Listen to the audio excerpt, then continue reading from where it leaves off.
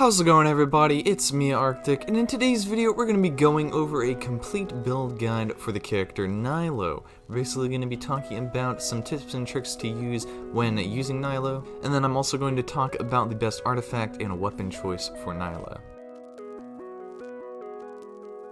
So one of the important things about Nilou is that she does scale with maximum HP for all of her damage, that being like her elemental skill scales with max HP and also her elemental burst scales with maximum HP, as well as her dendro cores that she actually creates via her second passive. It's basically going to increase those special dendro cores that she creates by her maximum HP. And then the second thing you have to keep in mind is that her first passive basically limits you to only using Dendro and Hydro characters in your party. So keep in mind that as soon as you add a character that is not Dendro or Hydro to a Nilou team, she's not going to be able to utilize her special Dendro cores that she creates. Now that might seem a little bit constricted, but I think it's going to be good considering that you're going to get a lot of Dendro damage from her cores exploding, and then your only other damage source is going to be Hydro. So basically just make sure you're not fighting against Hydro shields or Dendro shields, and I think you will be fine. Now for the artifact stats, I think I would recommend running an HP hat. You could potentially run an Elemental Mastery hat, however that's not going to be as good considering that Nilou is more of a team damage buffer when it comes to creating those special Dendro cores, and so you're going to be able to utilize HP a lot more effectively than you would be able to Elemental Mastery for her personally. Yes, the Elemental Mastery does boost out the damage on her cores, but so does the HP, and HP is going to give her like base multipliers a lot more damage as well, so yeah, just use HP. For the timepiece, use HP %, and then also for the goblet, use HP %. You could potentially use Hydro damage here, however I think going for the extra HP % is going to get you a little bit more team damage from her special bloom cores. And in terms of the artifact sets that I would recommend, there's really not too many options considering that we are only having her in a Dendro and Hydro team. Nilou doesn't really have a specific 4-piece set that's going to be that good, however stuff like Emblem of Severed Fate could potentially be nice considering that you're going to want to have at least some energy recharge on her, and going with an energy recharge build isn't actually that bad of an idea considering that it doesn't really affect her kit overall too much, and it's a pretty decent 4-piece to go with. For 2 pieces, I would recommend going with the 2-piece Tenacity, because that gives you HP % right here, or the Heart of Depth 2-piece, that gives you 15% bonus Hydro damage, so those 2 are very good options.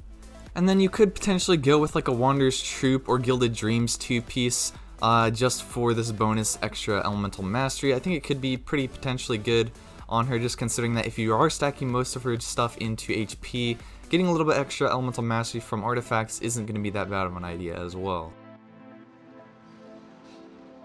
On into the weapons. So there are several options for weapons, basically because you can go with like crit stats, energy recharge, or Elemental Mastery, and we're just trying to find ones that are going to be very good. So right off the bat, the Key of Kaj is going to be definitely her best in slot. It gives you some extra HP %. You get 66% of this, which is very nice. Also gives you 20% on its passive right here. And then when your elemental skill hits opponents, you gain the Grand Hem effect for 20 seconds. And the effect increases the equipping character's elemental mastery by 0.12% of their max HP. So already right there, that's going to be pretty good, buffing out your elemental mastery. And that effect can get up to 3 stacks. And when the effect has 3 stacks, or when the 3rd stack's duration is refreshed, the elemental mastery of all nearby party members will be increased by 0.2% of the equipping character's maximum HP for 20 seconds. So already right there, that's increasing your whole party's elemental mastery, as well as Nilou's elemental mastery. Getting back to the blue items, I think Harbinger of Dawn is going to be a pretty solid option because it does come with a lot of crit rate, 46%. That is going to be pretty solid, and then also you're going to be increasing your crit rate by 28% at R5, so definitely pretty good. Definitely takes care of all of your crit stat needs, I guess, for Nilou, but you are going to have a little bit off of artifact substats, so instead of 28 right here, 28% crit rate, I think you're probably going to, with an average Nilou build, you might have around 40 crit rate, somewhere around there, which is perfectly fine considering most of her damage comes from her bloom cores anyway. The Favonius Sword I think will be a great option just considering that it has a low base attack and high energy recharge right here at 61%. So definitely very, very good. And also critical hits have a 60% chance to generate elemental energy particles, and that is going to be a pretty good amount of energy. You get like 6 energy back for the character. That can occur every 6 seconds at R5. Definitely a very solid weapon to use if you are running her with like an Emblem of Severed Fate build. Going more for her like burst damage, that kind of thing could potentially be good. Similarly, I could also recommend using the Festering Desire, because this does give you energy recharge as well, but it also increases your elemental skill damage, which is where a decent bit of Nilou's damage actually comes from, and increases that crit rate on the elemental skill as well, so pretty good option. The Iron Sting is going to be a great option if you are going for more of an elemental mastery and also just general damage bonus build, because this does come with 165 elemental mastery, so that's going to boost out your Bloom core damage by quite a bit. And also, dealing elemental damage increases all damage by 6%, and you get a maximum of 2 stacks of this, so just increases all of your damage, increases all of your elemental damage, and it's quite good. So Skyward Blade is going to be a pretty decent option to use on Nilou as well, just for more of an emblem build, I guess you can say, going for more personal Nilou damage. But the ER is also going to be nice because it has 55% right here, which is going to help you get a lot more energy from energy particles.